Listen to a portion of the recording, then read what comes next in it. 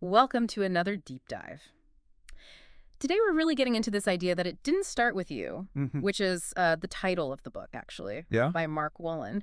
And really the idea that so much of what we're struggling with, anxieties, fears, all that, might actually be rooted in our family history. yeah, absolutely. So we're looking at chapter 6 today, Okay. the core complaint. And we have our expert guide here to walk us through it. Welcome. Thanks for having me. I think this is a really fascinating chapter because it gets at how our words can actually reveal so much about us, about our deepest anxieties, often rooted in experiences from our family history. It's like our subconscious is sending up a flare, Right. right? But we don't always know how to read the signal. Exactly. So how do we learn to read those signals? Let's start by breaking down this concept of the core complaint. What is that exactly? Yeah, so you can think of it like this. It's the most emotionally charged phrase, Yeah. right? That bubbles up when you think about your deepest struggles. And it's that raw expression of fear or pain. So, for instance, in the book, there's this guy Bob, and his thing is like this constant worry: why does everyone leave me? Oh, wow. Why am I not good enough? Yeah. You know, Yeah. and that fear of abandonment. That's his core complaint. Okay. So this core complaint, this raw nerve that we're feeling, is that this might actually stem from experiences that predate us, maybe even going back generations. Exactly, yeah. Yeah. And it's not always a direct link, but often, yeah, these deeply rooted anxieties, they're really echoes of unresolved trauma in our family lineage. Okay, so how do we even begin to trace these threads back through time? So Woolen refers to this as inherited trauma, and it's not about placing blame Right. on our families, right? Yeah. It's not about, Yeah. it's about understanding how their experiences might be echoing in our lives, often unconsciously. Yeah, that makes sense. And, he illustrates this really well with Joanne's story in the book. Her core complaint was feeling like an abject disappointment. I Right. mean, not exactly a lighthearted statement, Yeah. right? No, not at all. And what's so interesting is that through exploring her family history, she uncovers a really striking connection. It turned out her grandmother had a child out of wedlock, Oh, wow. which led to her being basically ostracized from her family. Yeah.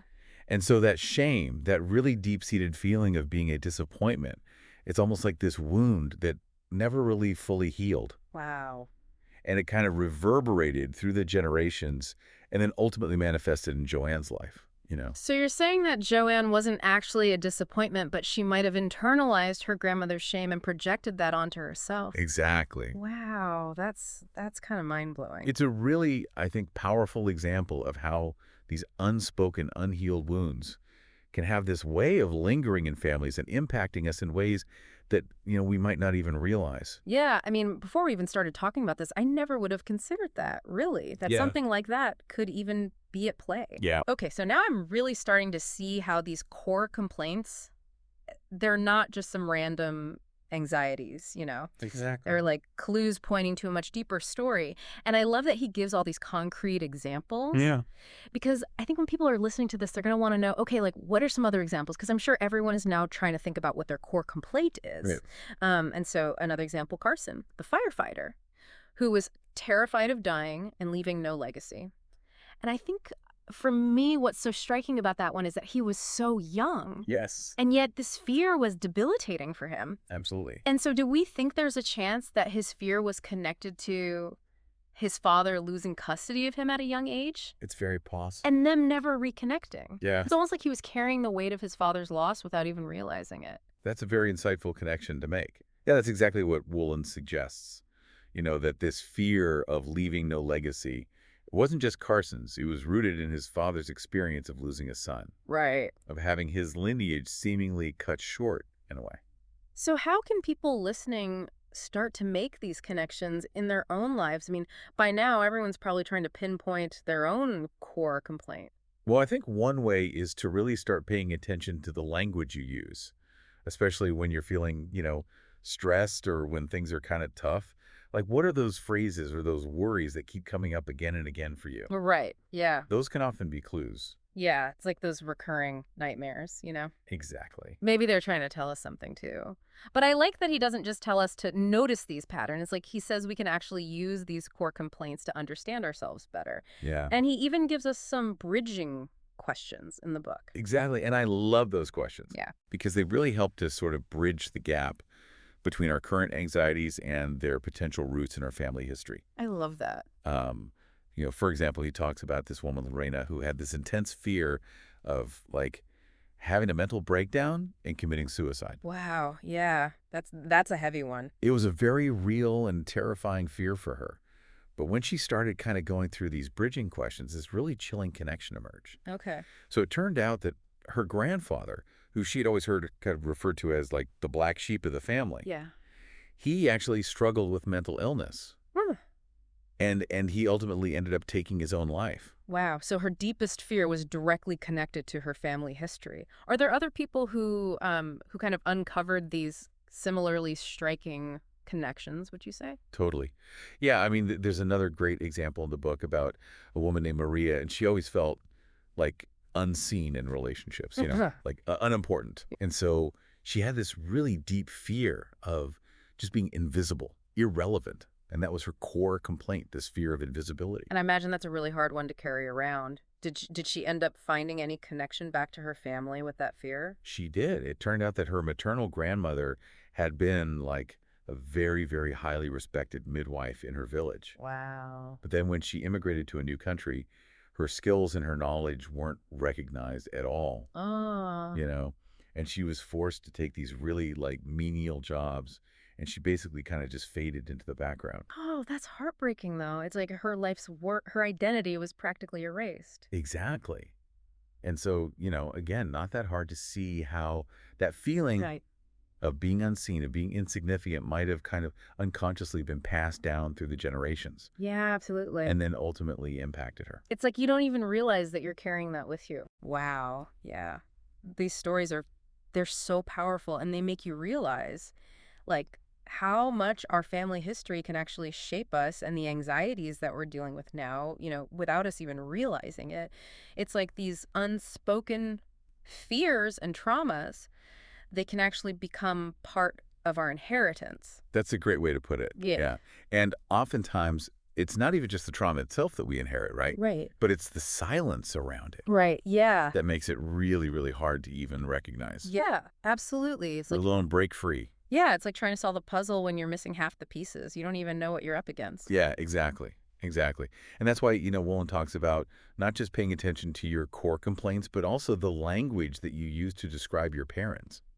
Okay, so we've got core complaints now, core descriptors. Exactly. What's the difference? So your core complaint is that really charged phrase, that reflects your deepest fear, right? Like we were talking about. Yeah. Core descriptors are the words that you just like almost instinctively use to describe your parents, particularly from your childhood perspective. Gotcha. And these words, they're like little emotional snapshots Okay. that can reveal these deeply held beliefs and feelings that you might not even be consciously aware of. So it's not about like their actual personalities, Right. but our perception of them, from we were So. kids Exactly. and then how that might have shaped our view of ourselves in the world. Exactly. It all kind of goes back to our early childhood experiences, those really crucial years when we're like forming those attachments and we're trying to make sense of the world. Totally. That's where these core descriptors often stem from. What would be like some common examples of words that people might use? So, you might think about words like, if someone uses the words cold or distant or unavailable to describe their mother, it's a pretty common one. Particularly like if there was some kind of disconnect or a break in that early bond. Right. Others might use words like critical, controlling, smothering even. And then I imagine on the flip side, people might describe their dad as like distant, emotionally unavailable, Yeah. maybe angry or even, abusive. Yeah, absolutely. And it's important to remember, like, these aren't meant to be, like clinical diagnoses. Right. We're talking about people's subjective childhood experiences, Yeah. how they perceived their parents Right. during those really like important developmental years. And those perceptions, even if they're not 100% accurate to, who that parent actually was, Totally. those perceptions can have a lasting impact on us, right? Absolutely, yeah. Yeah. Like, think about it this way. If someone's like constantly describing their mother as like really critical, they might start to internalize that, and then they grow up feeling inadequate, like they can never really measure up. Yeah, it's like they're carrying that critical voice with them. Exactly. Even if their mom, wasn't intentionally trying to be hurtful. Yeah, exactly. It's just like that's the lens that they saw her through. And that's why I think you know, recognizing these core descriptors, it can be so, so important, right? Yeah. Because once you start to like see those patterns, Yeah. you can start to question them. You can challenge those old beliefs that might be holding you back. Okay, so then how do we do that? Like, how do we begin to shift these perceptions and these beliefs that we've been carrying for so long? Like, is that even possible? It does. It feels kind of daunting. Like, Yeah. how do you even begin to unravel those beliefs, Right. especially when they've been there for so long, you know? Well, I think, again, like we've been talking about, it starts with awareness, right? Hmm. Like just noticing. And there's this great exercise that Wolin suggests in the book Okay. where he basically just says, take out a piece of paper and just start writing down any adjectives that come to mind when you think about like your mom and then your dad. Don't overthink it. Just like whatever pops into your head, just let it flow. Okay, so we've got our list of core descriptors. What do we do with that? So then once you have that list, you can start to look for patterns, Yeah. And I think most importantly, pay attention to like the emotional charge behind those words. Yeah. Like, are there any words on there that like really jump out at you, either, positively or negatively? Yeah. Like, which ones evoke the strongest emotions? Because oftentimes those really emotionally charged words, they can point to like unresolved issues or past traumas that might be, kind of unconsciously shaping your experiences now. So you're saying like even just noticing those charged words, that can be like the first step, Totally. kind of unlocking It's like a like a deeper understanding. it's like a clue, Yeah, in a mystery novel. totally. And I think as you start to like recognize those patterns and maybe you start to connect those patterns to experiences from your family history, that's really where the healing begins. Yeah, and I think it's so important to remember like it's not about blaming our parents. Right. It's about understanding that like they have their own story. Exactly. They had their own experiences that maybe they weren't able to fully deal with, and how that then gets passed down. Yeah.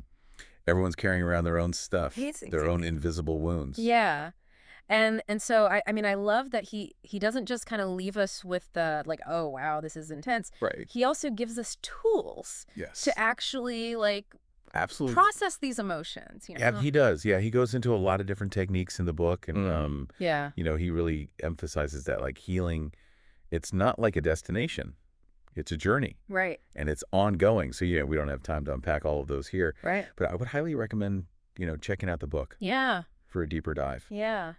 And I think like what's so powerful about his message is that it ultimately offers a lot of hope. You know what I mean? It's not like we're destined to repeat these patterns from the past. We have a choice. Exactly. Yeah.